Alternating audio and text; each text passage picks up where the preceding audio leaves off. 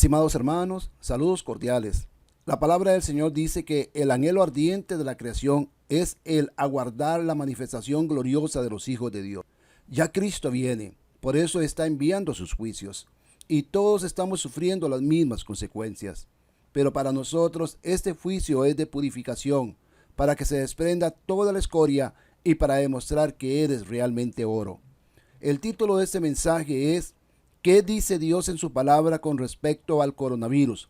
Segunda parte. Lo primero que vimos en las escrituras con respecto al coronavirus es que Dios está mostrando el desenfreno moral del pecado. Así que por medio de la miseria global, Dios muestra la atrocidad y la monstruosidad de la maldad. Este mundo ha sido contagiado por un virus mucho más peligroso que el coronavirus, el virus del pecado. Y todos estamos sufriendo este juicio, hasta los propios hijos de Dios, sus hijos muy amados.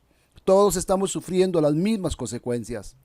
En el momento en que estoy escribiendo estas líneas, ya tenemos un caso positivo de coronavirus de uno de nuestros hermanos en una de nuestras iglesias.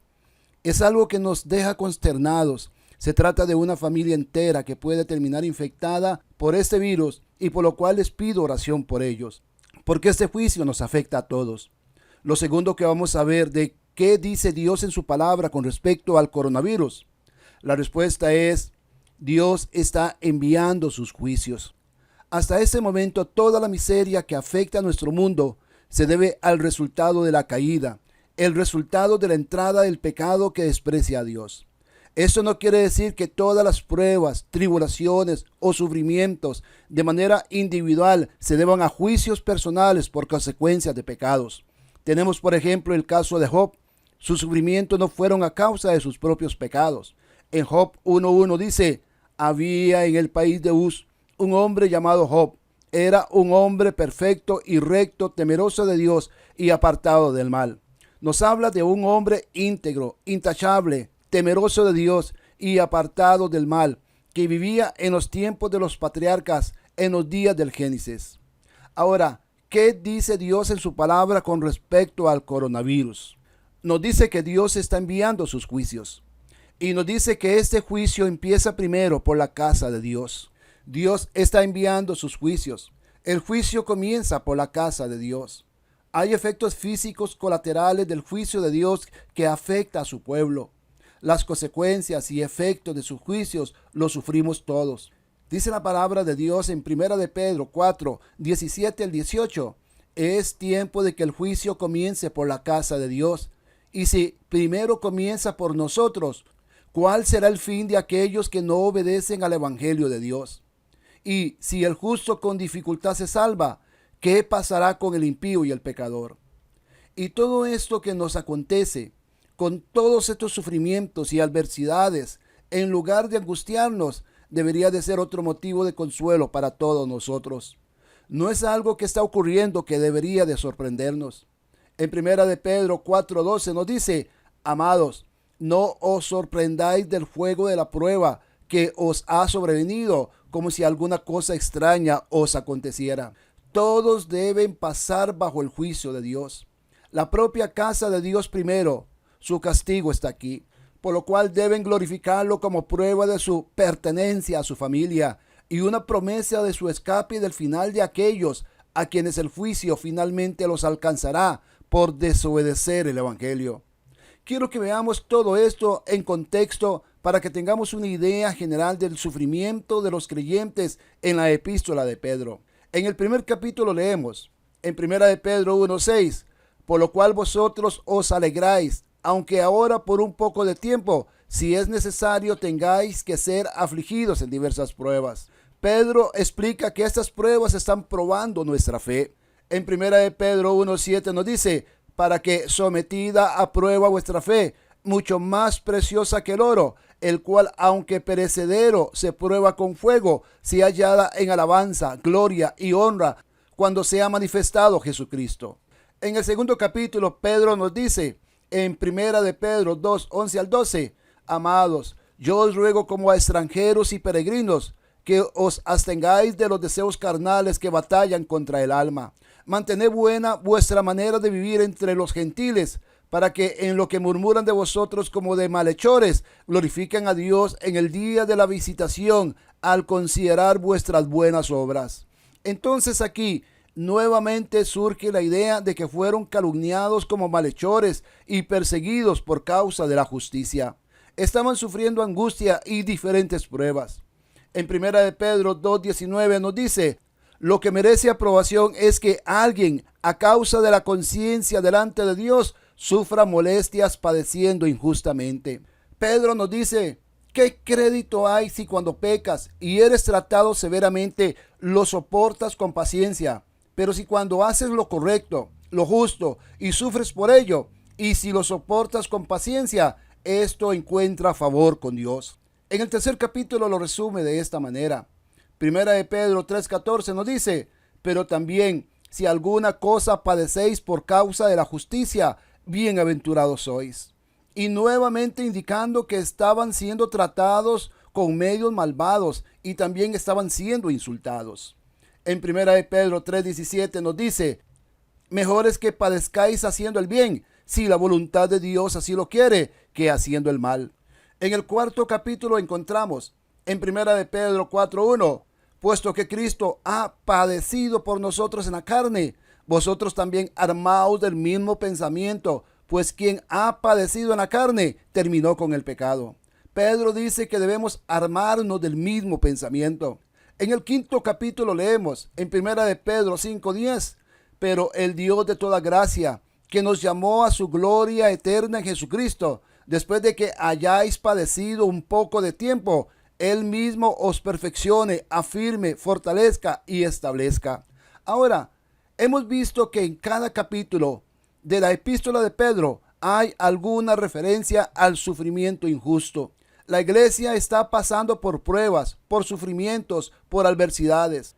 En primera de Pedro 4, del versículo 12 al 19 leemos: amados, no os sorprendáis del fuego de la prueba que os ha sobrevenido, como si alguna cosa extraña os aconteciera.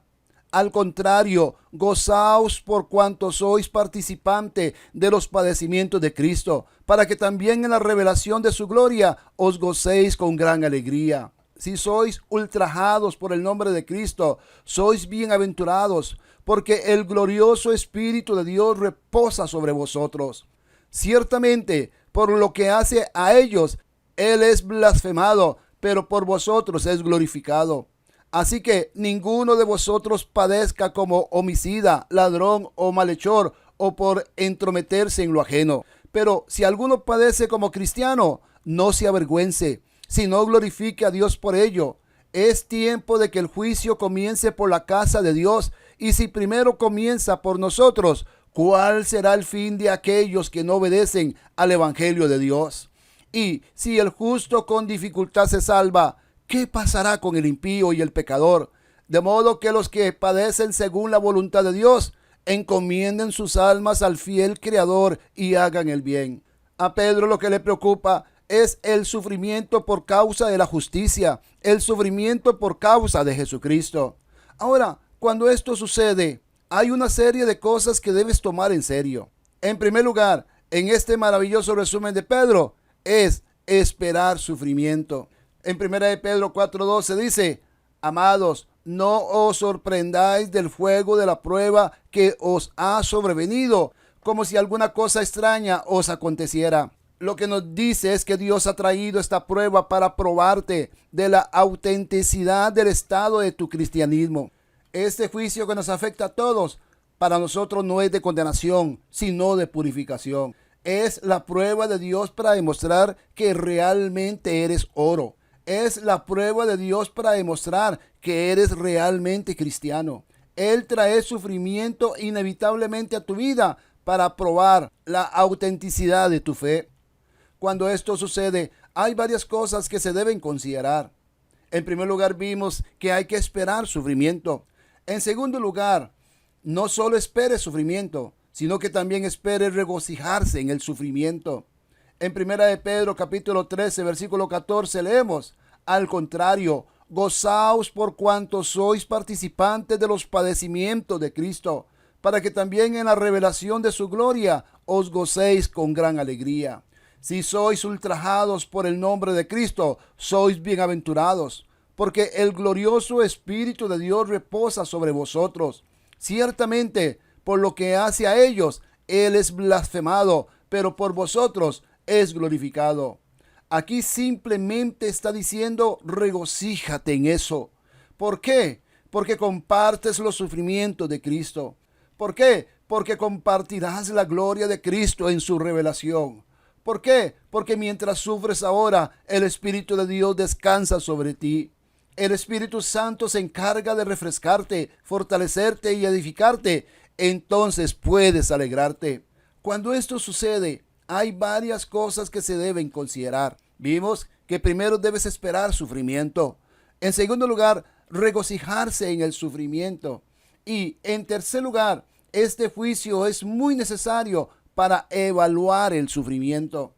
En 1 Pedro 4:15 dice, así que ninguno de vosotros padezca como homicida, ladrón o malhechor, o por entrometerse en lo ajeno.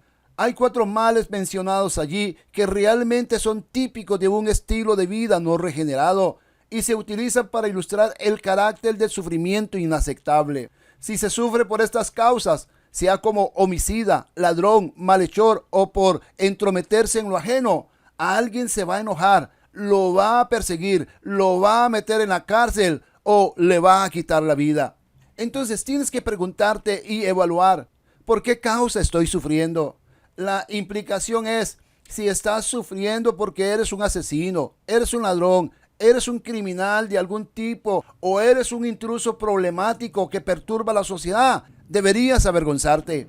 Pero si estás viviendo su vida cristiana, virtuosa y piadosa, presentando a Jesucristo en todas las oportunidades que se me presentan, siendo fiel a su tarea, siendo un ciudadano noble en todos los sentidos de la cultura, que no soy una persona problemática y aún así estoy sufriendo, es por el bien de la justicia. Por eso es importante evaluar por qué se está sufriendo. En 1 Pedro 4:16 nos dice, pero si alguno padece como cristiano, no se avergüence, sino glorifique a Dios por ello. Si alguien sufre como cristiano en ese nombre, en el nombre de Jesucristo, glorifica a Dios. Cuando esto suceda, hay varias cosas que se deben considerar. Primero, esperar sufrimiento. Segundo, regocijarse en el sufrimiento. Tercero, evaluar el sufrimiento. Y en cuarto lugar, debes ver el sufrimiento como una señal de que el fin está cerca. En 1 de Pedro 4:17 al 18 dice, es tiempo de que el juicio comience por la casa de Dios. Y si primero comienza por nosotros, ¿cuál será el fin de aquellos que no obedecen al evangelio de Dios? Y si el justo con dificultad se salva, ¿qué pasará con el impío y el pecador? Esto es una señal de que el fin está cerca. Primera de Pedro 4:7 dice, el fin de todas las cosas se acerca, sé pues sobrios y velad en oración. El fin de todas las cosas está a la vuelta. Significa que es el momento crucial, es el punto, es la temporada para que comience el juicio. Ahora, quiero que sigas esto. Pedro no habla de condenación cuando usa el juicio. Está hablando de prueba, está hablando de purificación. Pero Pedro nos está dando una pista sobre el tiempo que vivimos. Él está diciendo que en esta dispensación Dios trae sus juicios. Este juicio comienza por la casa de Dios y termina con la condena final de los impíos. Eso es lo que él dice. Si el juicio comienza en la purificación de la casa de Dios y comienza primero con nosotros, ¿cuál será el resultado para aquellos que no obedecen el evangelio de Dios? En otras palabras, si Dios tiene un juicio para aquellos que creen y es tan importante y serio como es, entonces, ¿cuál será el juicio para aquellos que no creen? El pueblo de Dios está siendo juzgado, probado para eliminar la paja, para eliminar la escoria. La iglesia siempre está en proceso de ser purificada y se refiere a las personas redimidas de manera colectiva, como leemos en 1 de Pedro 2:5, que dice: vosotros también, como piedras vivas, sed edificados como casa espiritual y sacerdocio santo, para ofrecer sacrificios espirituales aceptables a Dios por medio de Jesucristo. El juicio debe comenzar en la casa de Dios, la iglesia de los creyentes vivos. Pero Dios limita el poder del destructor sobre su pueblo. Cuando Pedro dice estas palabras, probablemente tenía en mente al profeta Ezequiel, quien dijo en Ezequiel capítulo 9, versículo 6, matad a viejos y a jóvenes y a vírgenes, a niños y a mujeres, hasta que no quede ninguno, pero a todo aquel sobre el cual esté la señal, no os acercaréis, y comenzaréis por mi santuario. Comenzaron pues desde los hombres ancianos que estaban delante del templo. El profeta Ezequiel nos dice que el juicio de Dios comenzó primero por la casa de Dios, comenzó primero por su santuario. Y si el juicio de Dios comienza primero por nosotros, ¿cuál será el fin de los que rechazan el mensaje de buena noticia de Dios? Primera de Pedro 4:18 dice: y si el justo con dificultad se salva, ¿qué pasará con el impío y el pecador? ¿Cuál será el final de los que rehúsan aceptar el mensaje del evangelio? Si tan severo es Dios con los suyos, con su propio pueblo, ¿qué será con los rebeldes malvados que rehúsan creer el evangelio? Nótese que al hablar de lo que sufren los creyentes, Pedro menciona el juicio que ha comenzado, pero al hablar de los incrédulos se refiere al final, a un final eterno. La diferencia es colosal y debe hacer meditar seriamente a todos los incrédulos que no han aceptado a Cristo como su Señor y Salvador personal. Los cristianos sufren ahora en la carne para aparecer espiritualmente vivos en el día de Jesucristo.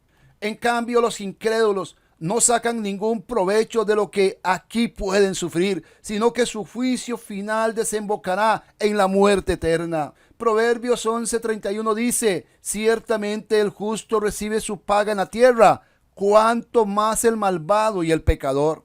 En Lucas 23:31 Jesús dijo: porque si en el árbol verde hacen estas cosas, en el seco, ¿qué no hará? El énfasis es que en los dolorosos sacrificios y en las múltiples purificaciones que el genuino creyente ha de afrontar para que se desprenda de él la escoria que en el conflicto con el mundo, con el diablo y con sus propias concupiscencias se le ha pegado. El texto dice literalmente lo siguiente: Primera de Pedro 4:19, de modo que los que padecen según la voluntad de Dios encomienden sus almas al fiel Creador y hagan el bien. 4 son las ideas que se encienden en este versículo. Número 1, también los buenos padecen. No se libran de padecer por ser buenos. Número 2, la exhortación va dirigida a los que sufren conforme a la voluntad de Dios, no solo porque Dios lo quiere, sino por la causa que Dios quiere, no por crímenes que merecen su castigo. En tercer lugar, deben confiar sus almas al fiel Creador, el cual puede proteger precisamente a aquello que no puede ser destruido por los perseguidores. En Mateo capítulo 10, versículo 28 nos dice: no temáis a los que matan el cuerpo, pero el alma no pueden matar. Temed más bien a aquel que puede destruir el alma y el cuerpo en el infierno. Y en cuarto lugar, deben hacer el bien. En Primera de Pedro 2:20 dice: pues, ¿qué mérito tiene el soportar que os abofeteen si habéis pecado? Pero si por hacer lo que es bueno sufrís y lo soportáis, esto ciertamente es aprobado delante de Dios. En resumen, todo ese sufrimiento para la familia de Dios, este juicio del Señor no es un castigo, sino que es purificador. Así que no todo sufrimiento es un juicio específico de Dios por pecados específicos. Sin embargo, Dios a veces usa la enfermedad para traer juicios particulares sobre quienes lo rechazan y se entregan al pecado. ¿Qué dice Dios con respecto al coronavirus? Sus juicios comienzan primeramente en la casa de Dios. Luego sus juicios son para los que se rebelan al evangelio de Dios. Miremos algunos ejemplos de juicio. En Hechos 12, 22 al 23 leemos: y el pueblo aclamaba gritando: voz de un Dios y no de un hombre.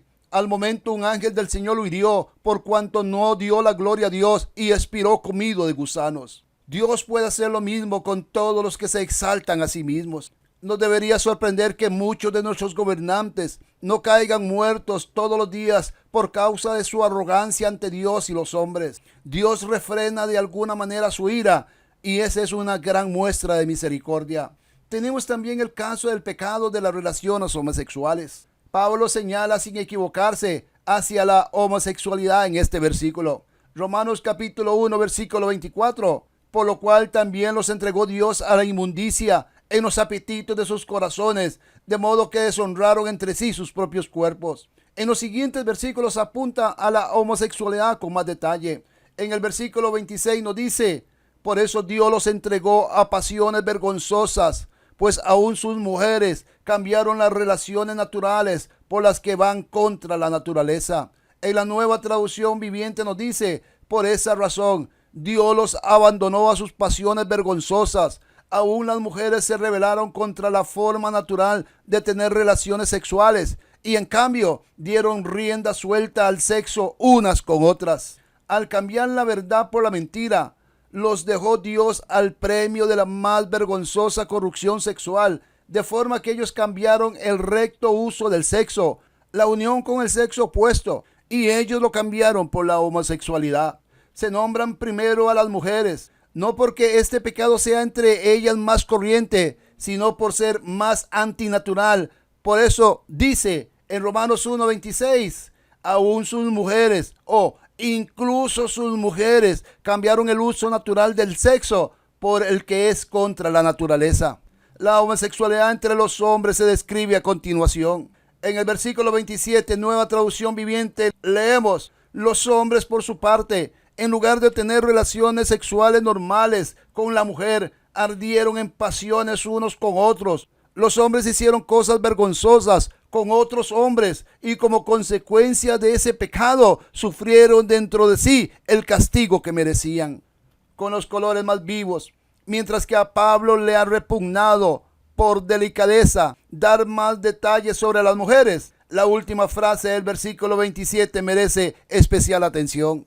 Dice Romanos 1:27, la Nueva Traducción Viviente: y como consecuencia de ese pecado sufrieron dentro de sí el castigo que merecían. Esta remuneración por su pecado, en el deterioro mismo producido por la sensualidad insatisfecha, junto con las terribles consecuencias físicas y morales de tal libertinaje, en la pandemia del SIDA, esta remuneración por este pecado ha cobrado, según estimaciones al año de 1918, más de 76.100.000 personas que han contraído la infección y más de 35 millones han muerto a causa de enfermedades relacionadas con el SIDA. Y lo que lo hace más trágico es que hasta los niños inocentes son víctimas. Ese castigo que merecía su perversión es la consecuencia dolorosa que recibieron por su pecado. Este castigo es solo un ejemplo del juicio de Dios que vemos en Romanos 1:18, la Nueva Traducción Viviente, que dice: pero Dios muestra su ira desde el cielo contra todos los que son pecadores y perversos, que detienen la verdad con su perversión. En la Nueva Versión Internacional dice: ciertamente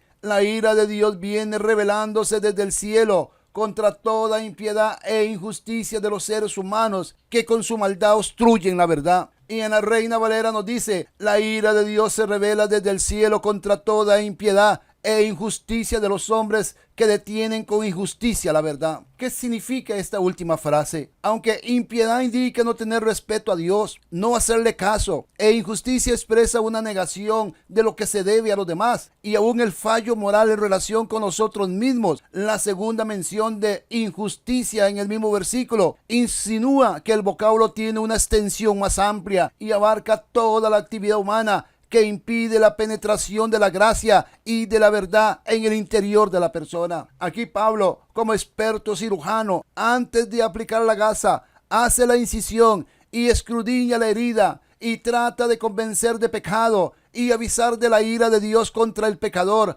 antes de que la curación pueda tener efecto. Lo que hace del evangelio algo sumamente importante y urgente, ya que sí, por una parte, revela la justicia de Dios por la fe, y hacia la fe también revela la ira de Dios por el pecado y hacia el pecado. El corazón del malvado es como un sepulcro donde la verdad queda encerrada bajo tierra. La ira de Dios cae perpendicularmente desde el cielo sobre el impío. De modo que aunque no todos los sufrimientos son juicios específicos por pecados específicos, algunos sí lo son. Todos estos padecimientos es para que examinemos nuestras almas. No podemos decir simplemente que el coronavirus es un castigo para todos el que lo padece. El cristiano más amoroso y lleno del Espíritu, cuyos pecados son perdonados por medio de Cristo, puede morir a causa del coronavirus. Sin embargo, es correcto que todos examinemos nuestro propio corazón para discernir si nuestro sufrimiento es un juicio de Dios por la forma en que vivimos. Si venimos a Cristo,